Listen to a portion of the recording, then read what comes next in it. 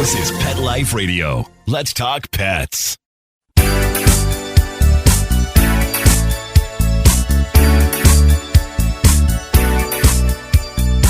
Hello! You're listening to Animal Party on Pet Life Radio with me, Deb Wolfe. And today it was supposed to be raining here in the Pacific Northwest. In fact, and here's some new terminology you all might not know. Up here, they call it when it's going to rain and rain and rain and pour and be wet for so much rain you can't possibly deal with it. They call it an atmospheric river. Yeah. So they were saying that was coming, and I thought, oh no, okay, I'll book all the indoor appointments, all the things I want to do inside. And now I wake up in the morning and the sun is shining and it's a glorious day. And I want to put a spell on the weather people here so that they learn a knowledge spell or something in honor of Halloween coming. I want to make them understand their job as well as I understand mine, because I am darn tired of planning. I have a farm. I have a harvest to collect. I need to know when it's not going to rain. And for all of you beach lovers, which I'm also a beach lover, I need to know where the sun's going to be and when it's going to be there, and not be told the wrong thing on the wrong day and book. Now I got to spend quite a lot of time canceling all my indoor appointments so I can get my basil and my oregano. I've got large crops that I'm going to bring in and I'm going to blanch, and then I'm going to make oils. I got a lot to do. Sunny day, make hay when the sun shines. There's a reason for that saying, make hay when the sun shines. Exactly. So kind of bummed out at the weather reporting in my neck of the woods, and also online and also on my phone, because I do check. I check everywhere. Atmospheric river. No, the sun is shining. It's beautiful out. Okay, well, I won't complain anymore. But I do want to talk about pecking order today, because we had a question emailed that was asking me, what is it? They probably heard a previous show where I was talking about dog pecking order, which I often do. And occasionally I talk about cat pecking order, sometimes horse, because there is such a thing. And sometimes I compare them. And that's exactly what this lady wants. She said, can you compare cat pecking order to dog pecking order? And so, you know what, kitty cat lover, because that's what she calls herself, I am going to do that after the break. Stay tuned, everybody, on Animal Party Pet Life Radio. Take a bite out of your competition. Advertise your business with an ad in Pet Life Radio podcasts and radio shows. There is no other pet-related media that is as large and reaches more pet parents and pet lovers than Pet Life Radio. With over 7 million monthly listeners, Pet Life Radio podcasts are available on all major podcast platforms. And our live radio stream goes out to over 250 million subscribers on iHeartRadio, Odyssey, TuneIn, and other streaming apps. For more information on how you can advertise on the #1 pet podcast and radio network, visit PetLifeRadio.com/advertise today. Let's Talk Pets on PetLifeRadio.com.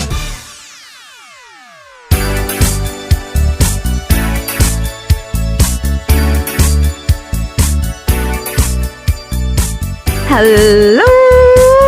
You're listening to Animal Party Pet Life Radio.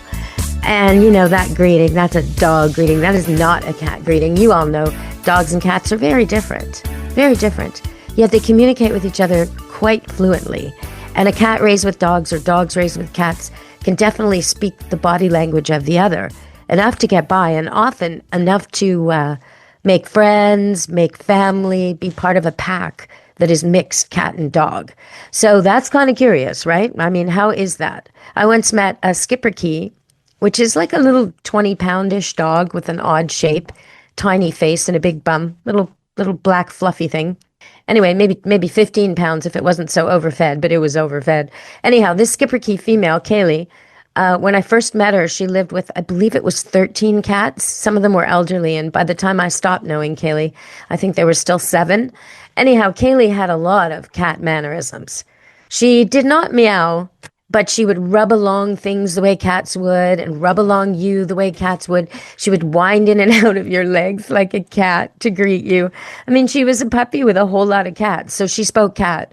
In fact, it was kind of her first language. Dog was her second. So what's the difference in the pecking order? Well, okay. It's never strictly linear. That's the first thing I want to tell you, right? We always think, oh, top dog, bottom dog. Well, usually that is true. The very, very bottom dog and the very, very top dog are normally static positions.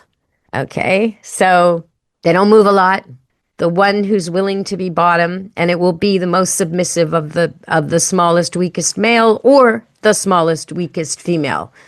And on occasion, when it's a dog of their same gender, whether they're the weakest or not, they'll have to act like the weakest. So if you're the weakest boy and the biggest or one of the stronger males comes over and wants you to submit, you have to submit. You have to kowtow. You have to show your deference and respect. And he may just flip you over or rough you up to show how tough he is. That may happen, even if the weakest female is actually the weakest of the pack and the one who does this the most. It still may happen to you. And the same is true of the reverse. If the smallest, weakest pup that's being picked on all the time by everybody just for fun is a boy, on occasion the weakest female will have to put up with it from other females. So that's the first thing. So there is a little bit of sharing of that weakest role. And they're sharing of the top role. So even though there will always be a top dog, and it's almost always the biggest male, but not always, there will be a second in command, and that will be the biggest female. Or if it happens to be the biggest female in charge, which sometimes happens, sometimes when a mate is killed and it becomes a mother-son pack or something like this, you end up with a female in charge sometimes. And if that happens, then she's first. And second in command is the biggest, toughest male. Okay, so those positions are they don't really change much. If somebody gets injured or elderly, then there's a change and there's a new king and a new queen. But for years, they'll just stay the same. So they're kind of safe positions. Same with the bottom. The bottom, you do a lot of display of I'm submissive to you. You're the boss. You're the big man. I think you're cool. I would never defy you. Oh, please, after you. You do a lot of that. Oh, please, I would never eat before you. You do a lot of that if you're the bottom dog. But you don't get beat up a lot, right? It's the middle that's really contentious. And because you're in the wild, let's assume we're talking about wild dogs, wild cats, because you're in the wild, or a pack of, let's say, a colony of trapped and neuter release cats, so domesticated cats that have been turned into feral cats and live in a group. Let's compare those to, let's say, a coyote or dog pack or wolf pack. So everybody's worried about injury. Nobody has vet insurance, right? None of these wild animals count on any kind of care. So they don't want a scratch, a nick, anything. Because anything at all, even the smallest wound, could get infected and stop them from being able to keep their place or from being able to hunt or survive, right? So nobody wants to get injured. So a lot of this is display. Not too much of it is actual battling. But okay, so having said that, the question, which I'm almost at, although it's almost time for another break, so I could tease this right along. The question, how is the cat pack different from the dog pack pecking order? I would have to say, and I'm going to include horses here. Why not? Let's put the horses into the mix. How is the horse herd pecking order different from the dog pack pecking order or the TNR colony cat pecking order? Well, the most linear of them all is the dog, where if you ranked position on any given day, you could pretty much tell who's number one and who's the bottom and most of the positions in between. You might, if it's a pack of 15, you might say 5, 6, 7, and 8 are interchangeable here and there, and they're always fighting. But you probably, that's the case. Posturing, my head's taller than yours. No, my head. No, I'm stronger.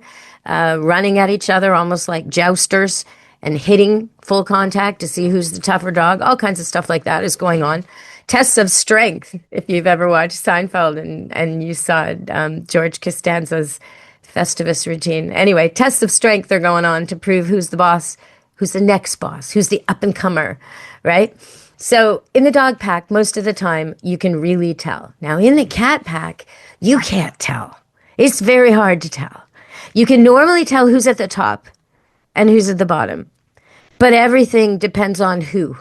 So one cat may defer to another but dominate the rest. It's so you got to put them in a web. It's not really a pecking order, 1 down to 10, and everybody has a number like it is with the dog pack. It's more like a web, and you go, okay, black and white is in charge of the gray tabby, but gray tabby dominates orange cat, but orange cat is scared of black and white, like all this sort of stuff. Like it's you can have one cat afraid of another, but picking on one that the one he's afraid of is bossing. And so much of it has to do with memory and interaction and experience. So if a kitten grows up fearing a bigger cat that gave it a lesson, it may show deference to that cat for life. It may be affectionate and loving, but it'll show submission because it thinks of it as a very ferocious, big, dangerous animal. Because when it was a tiny kitten, it got swatted and it went rolling halfway across the floor while you were at work and didn't see.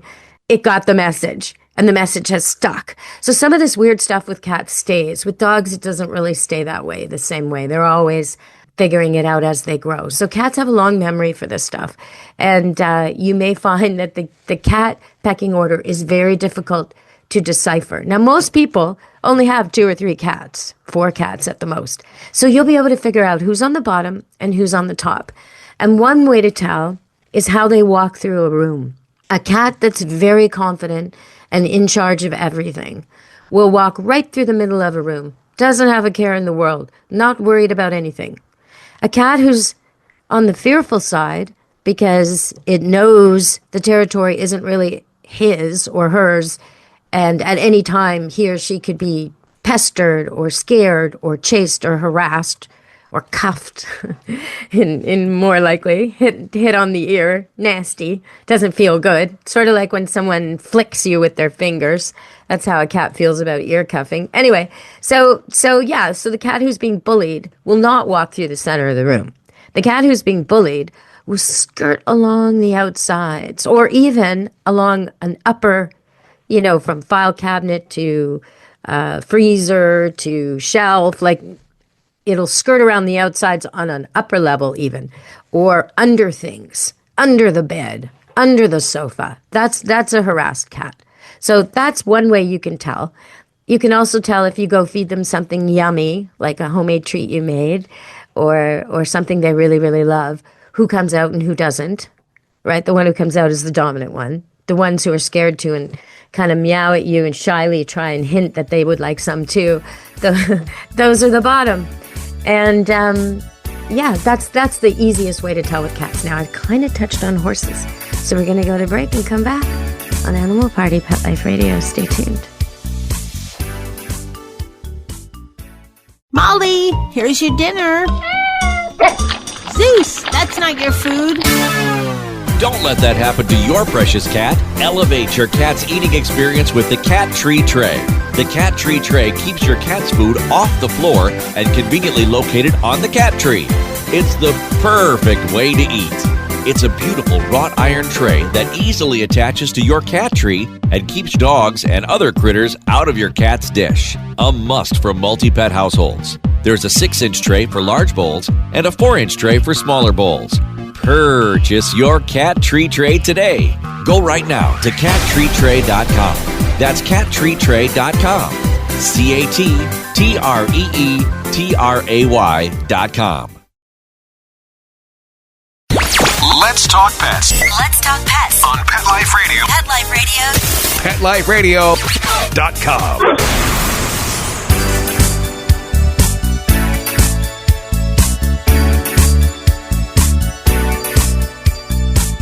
Hello, we're back on Animal Party Pet Life Radio, and we're talking about horses, which I almost never do. But the pecking order in a horse herd is quite different than dogs or cats. Now, once again, there will be one dominant, usually male. If there is an intact male and the rest are all gelded, and okay, it'll be him. But biggest, toughest, strongest male. And horses do kick each other and they do bite each other and they do establish pecking order in that way. And they also establish strengths, feats of strength, especially in adolescent times and in the middle rows of the herd, not the top, not the bottom. They do these tests of strength, which include racing, which I love to watch, when 3 or 4 rivals get together and just run and see who's the fastest. It's a lot like little boys at the playground saying, okay, I'll race you over there. Who's the fastest? It's so much like that. Anyway, so there's a lot going on with horses. And when you bring a new horse somewhere, automatically the lead horse is upset and you have to segregate them. And just like with cats, or dogs, it takes time and effort to introduce new animals. But especially with horses. But with horses, the pecking order isn't like a web like with cats, and it isn't like a line like with dogs. It's just personal. This one is on top of that, ahead of that one. That one defers to this one. This one chooses to defer to that one. You got to keep a list. It's more like a social club. It's very, very difficult to interpret. And if any of them are relations, that one's the mother of that one, or that one mated with that one 5 years ago, and any kind of connection like that throws the whole thing out of whack anyway. So you can observe all you want, but good luck trying to figure out exactly everybody's place in that situation. I guess it's more like humans, where you really can't tell. I mean, there's kind of like, the leader of the country, and then I guess at the bottom end is someone who doesn't have a place to live, and then everybody in the middle jostling for everything. Kind of like that, unfortunately. Okay, so apparently in Pennsylvania, because I have to give you some pet news, and this one really surprised me. Not because of the content of the news, but because of the location. Okay, so in Pennsylvania, bear in mind I did not say in Florida or Cuba. I said in Pennsylvania, a woman is no longer allowed to bring her alligator into Walmart as her support animal. No longer. Oh, what a shame. Can you imagine shopping? You're looking for, I don't know, milk or a t-shirt, and you see an alligator in someone's shopping cart? Come on now. Come on, please. Now, in Florida news, I gotta say, a woman pounded and punched an alligator over and over and over again. It was caught on film to save her dog, and she did save her dog. So well done there. Yeah, that would be a really hard one. I got to say, my dogs do not understand. Most of the dogs up here in the Pacific Northwest do not understand that a pond could be dangerous. No, they go in there with joy and abandon, and they want to chase birds and hang out and swim. I mean, the worst thing they could imagine is a goose, That's the word. They have no idea. So if you're taking your dogs on road trips, you got to be aware that if where you're going has alligators, they're going to be in the ponds. And this is not where you want to be playing fetch with your little dog. I know it seems obvious to Florida residents, but it is not obvious to the rest of us, where ponds and any type of water is safe for your water dog. I was thinking about that actually at the beach, because I was watching this seal about 4 days ago. Yeah, on the weekend. I was watching this seal play in the surf, and it kept surfacing and going down again. And it was 100 feet away from the shore. And then someone started throwing a toy for a dog who was fetching, but it was only fetching maybe 8 feet off the shore over and over again. Really, really short fetching, delightful little dog. But I swear to you, that seal was so curious. Instead of being 100 feet out like he'd been all day, all of a sudden, the seal was like 15 feet, 20 feet, showing up exactly where the dog had just been. And it seemed like the dog might have been aware of the seal under the water, because the dog was diving and playing as well, which was unusual. Up until then, earlier in the day, I'd seen the dog fetching, but with the head above water. And now I was watching the dog dip its head under all the time, even though the toy floated. So I thought, that's interesting. Seals and dogs, seals and dogs. So I looked it up, and it turns out seals and dogs and bears are more closely related than I had thought. And seal behavior is very similar to dog pack behavior. So I found that really fascinating. I'm doing a deep dive into that, and I will be coming back to you at Animal Party Pet Life Radio with more information on that in the future, because I really want to know what that's all about. Now, in the meantime, there was an accident where a person walking their dog got hit by a train. The dog was okay, but the person was not. And so I just want to highlight this. So many dog walkers love to walk on train tracks, which I get. And they go through beautiful places, and it's just lovely. Flowers grow on the sides, and if the train's not in use, it's fine. But you got to keep listening. Do not plug in so you can't hear. And make sure your dog's on a short leash, not a long leash that could get tangled. And be really, really aware. So for an average coal train, which is a big, long, heavy train, going not very fast, maybe 50 miles an hour, maybe less, it takes a mile to stop. So it is not going to stop for you or your dog. It just can't. So be sure to stay alert if you're using the train tracks for walking, especially if you've got kids and dogs along. Okay, everybody, from me and Animal Party Pet Life Radio, be good to your animals. Ciao now. Let's Talk Pets, every week on demand, only on PetLifeRadio.com.